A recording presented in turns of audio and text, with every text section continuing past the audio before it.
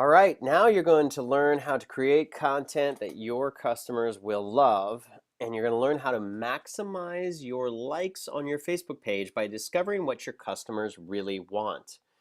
How to do this, the way that we do this is with content marketing, and this works really well for authors, works for entrepreneurs, and content marketing is very popular today. And all content marketing is simply providing free education and or free content that your customers value, and just give it away on your website and give it away on your Facebook page.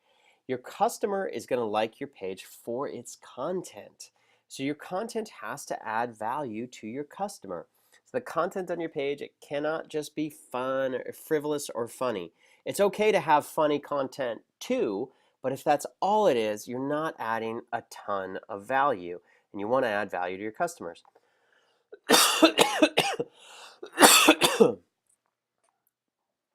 So give value away first. Excuse me, I gotta take another sip of water here.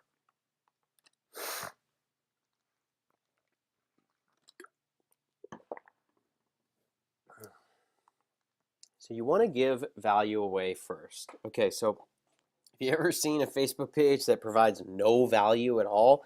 Probably you have, because I would say 95% of Facebook pages don't provide any value at all. Think about it from your prospective customer's perspective. Try and say that 5 times fast. Prospective customer's perspective. It's a risk for them to like your page. Why? Because if they like your page and now you post a bunch of junk or spam on your page, that then shows up into their news feed and it gets in the way. It's the same reason why it's hard to get people to opt into a newsletter, because it's a risk for somebody to give you their email address. Why? Because they think you might spam them. Well, this is Facebook's version of spam. So if you have valuable knowledge, content, or secrets, give away your most valuable ones first. If you had found me through any of our trainings, you'll see that I try very hard to give away the most value in my free content that I can in the allotted amount of time. I try to go overboard on value. So let me give you an example of some Facebook pages that work and don't. So I like to use industries that are really boring when we're doing these examples, because I frequently have some people who say, well, all of your stuff is yoga, which isn't true, by the way. My business page has nothing to do with yoga.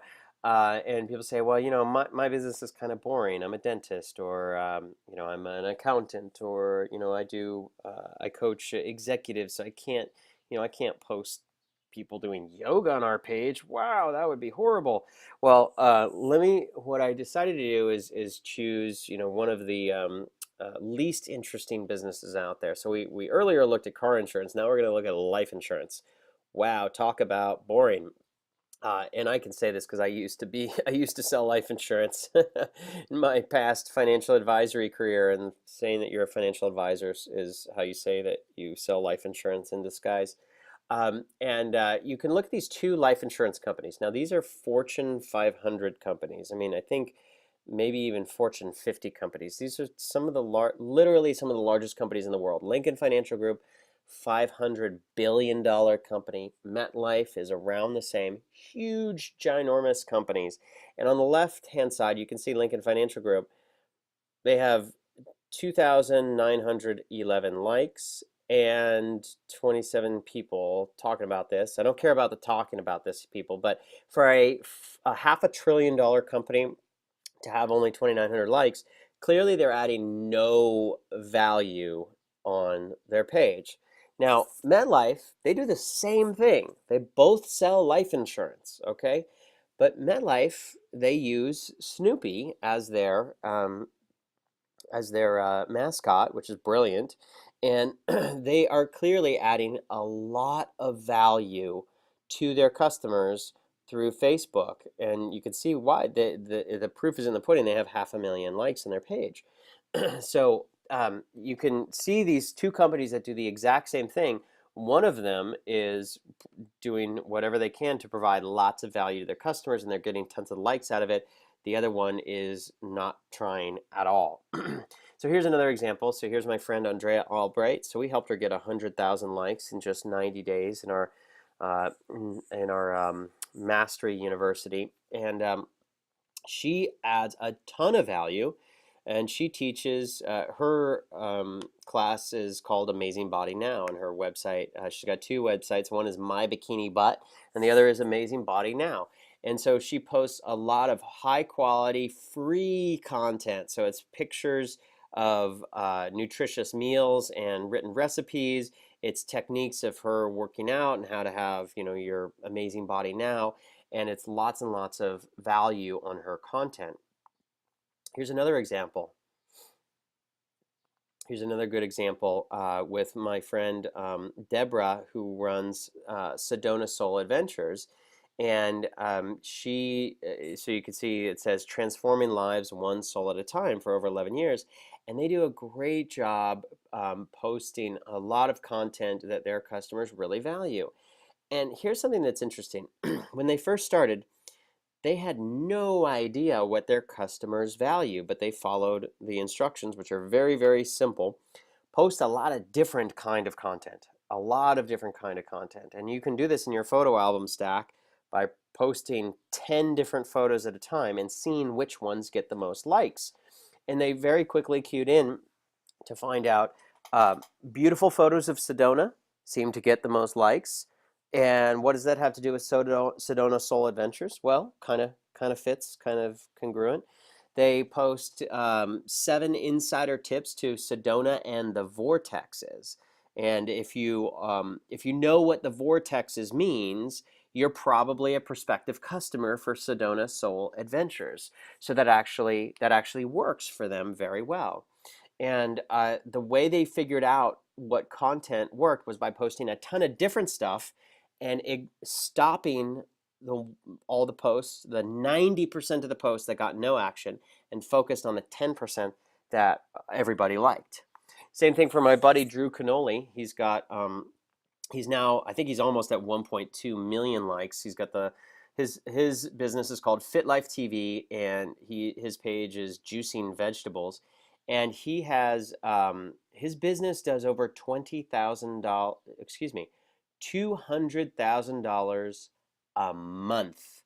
$200,000 a month teaching fitness advice, selling juicers, and teaching people about their juicing cleanse.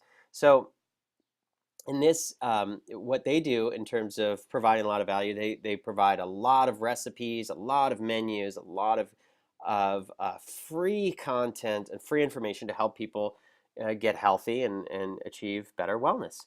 So your page likes will be the direct result of your customers' perceived value of your page. So if you don't have any page likes, you're not providing any value to your customers.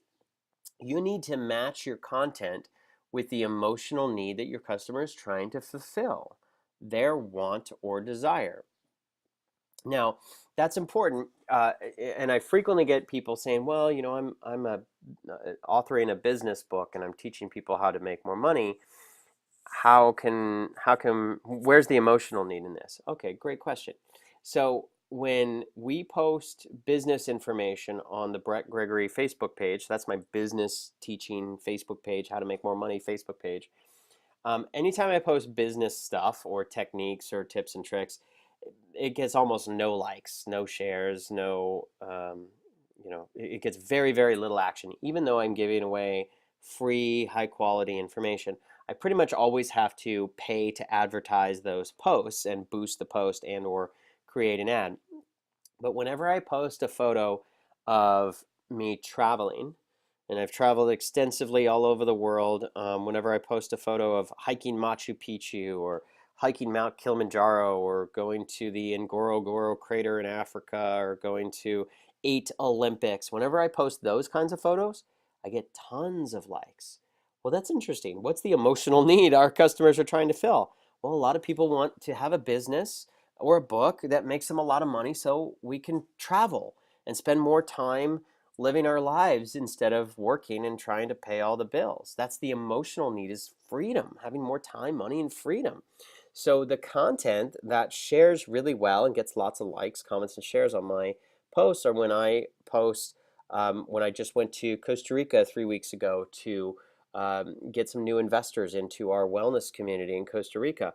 Those posts did great. We got plenty of likes on those. Or, when I am hanging out with Gary Vaynerchuk, or when I'm doing interesting things that aren't just talking straight about my next webinar. That's the kind of stuff that gets a lot of likes, comments, and shares. So the question for you is to ask, what is it that your customer really wants? So you can see on my business page, you may think that you should just post only stuff about business, but that's not what you want.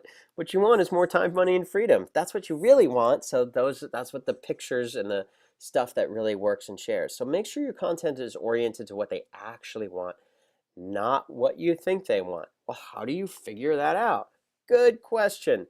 You post a lot of different content and let your customers tell you in terms of which stuff gets the number of likes.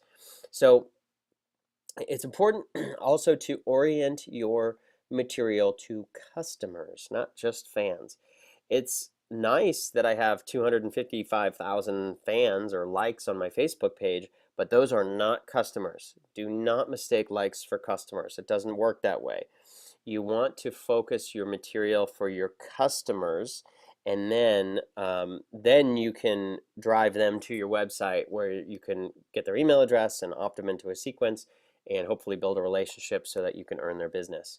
So by interacting with your customers daily on Facebook, you can start to understand what they really want and create your content to meet those needs. Here's the other thing. A big mistake entrepreneurs make is we guess what our fans want, and that simply does not work. Especially if you're in the business area and you're teaching people how to make more money. A lot of people think that our customers, only want business information. That's just not true. A lot of our customers want lifestyle information as opposed to just business information. So do not automatically assume that you know what your fans want. It's better to assume that you don't know what they want. And then eliminate misunderstandings by asking what they want and clarifying in new ways. And you could do that in your customer avatar interviews, which is the best place to do it. The next best place to do it is on Facebook by polling your fans. So asking is the best way to understand what your fans need and what your customers need. And every time you ask for opinions, feedback, and direct questions, you are polling your fans. So here's an example on the beneath the words polling your fans. So you can see on November 30th we did this post. Tribe, where will your next yoga adventure be? Please finish this sentence. My next yoga adventure will be. And we were trying to get people to tell us where they wanted to go and leave it as a open-ended question. We got a lot of people saying India and Costa Rica and Thailand and Sedona and kind of all over the place. But what ended up is we got 696 likes and lots of comments and shares on this post. So we were able to actually get some really high quality feedback in doing so. The post on the right, we did this great question and poll, and the link that we put in there was actually an affiliate link. And I showed you my friend Drew Canoli's. We're an affiliate for Drew Canoli, and when we drive traffic to his website, the people who opt in and ultimately purchase, we end up getting a commission on it. And one of the things we did when we did that is we genuinely wanted to know what kind of green drinks do people like more than others. And so I made this simple poll, and it's just in the form of a question. It's just a post in the form of a question. So the question is, what is your favorite after yoga green drink? Number one, chard and green tea smoothie. I just made all this stuff up. Glorious green leaf with pineapple and bananas. Mixed berry, garden, and kale. Now we do a lot of smoothies, so I happen to like all that stuff. But number four, grapefruit juice with goji booster, and then I pop in that link, and a lot of people clicked on it and filled out their information. Some people bought, and we got some nice commissions off of it. But what we learned was interesting, because people would answer beneath.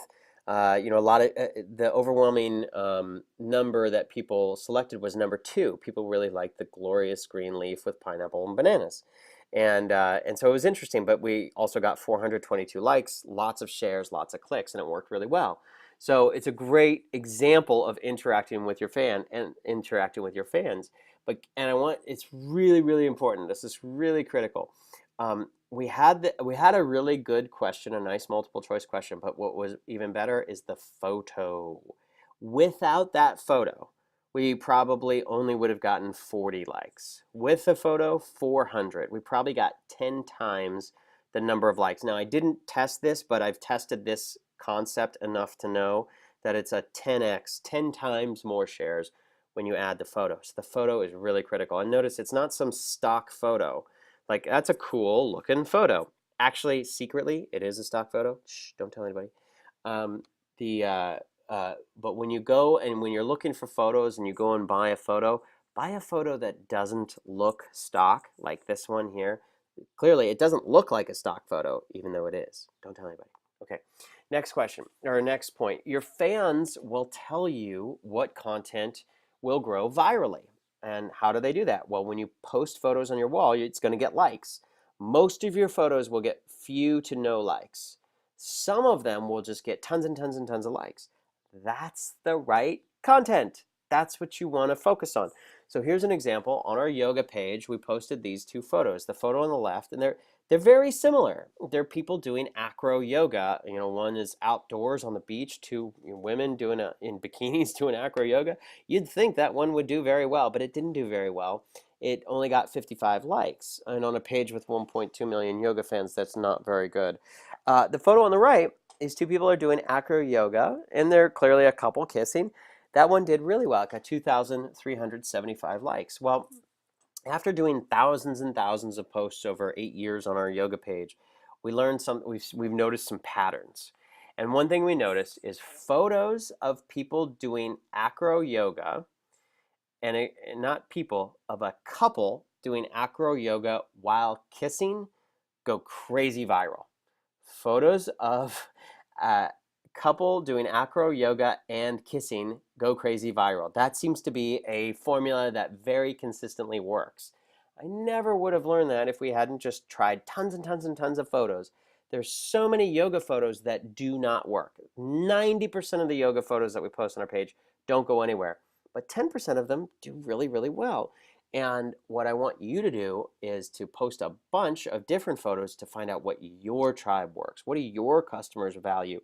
What is it that you post that gets lots of likes, comments, and shares and clicks? And I could just as easily post this photo on the right on my business Facebook page. And the reason why that would work for me is because I attract conscious customers who like this stuff. I attract lots of yoga customers who like this stuff. If your business doesn't attract yoga customers, then you want to find other photos that do. And it's perfectly okay for a business page to have a photo of a yoga couple kissing if your customers resonate with that. The next thing you can do is when you find the photos that get lots and lots of likes, you can add a positive inspirational quote to your best photos. So here's an example.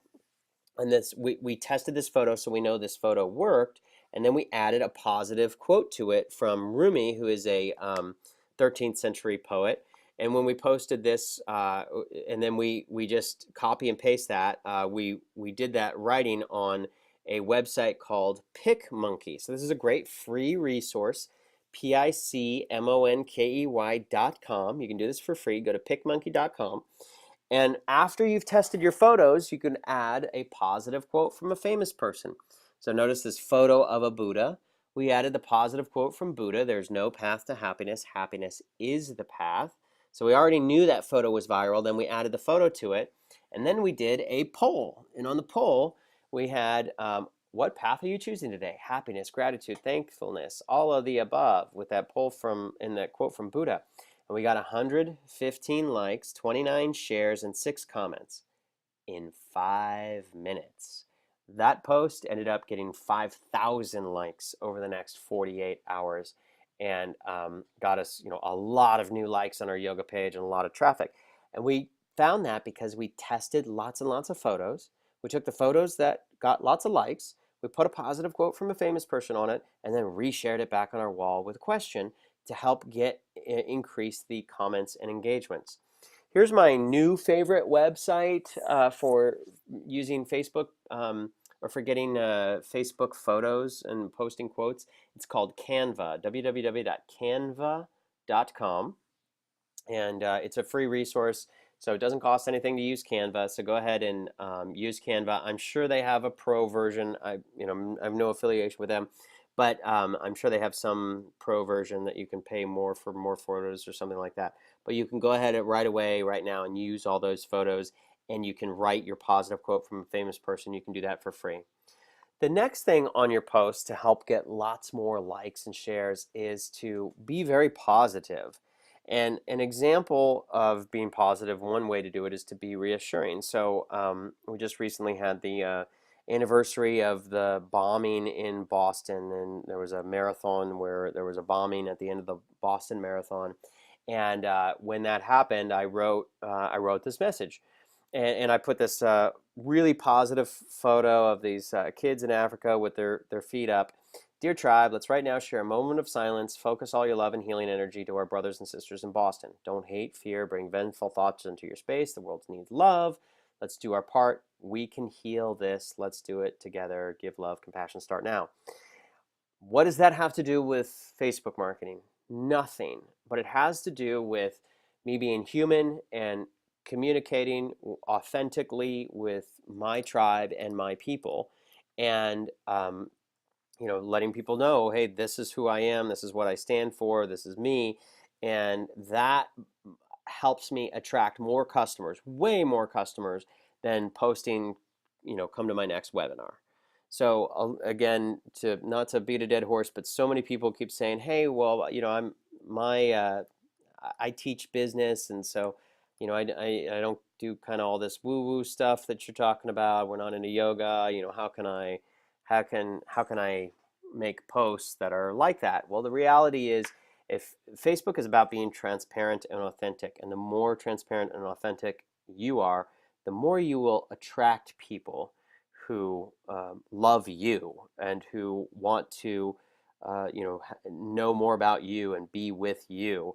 And there is no better place to do that and be transparent than on Facebook.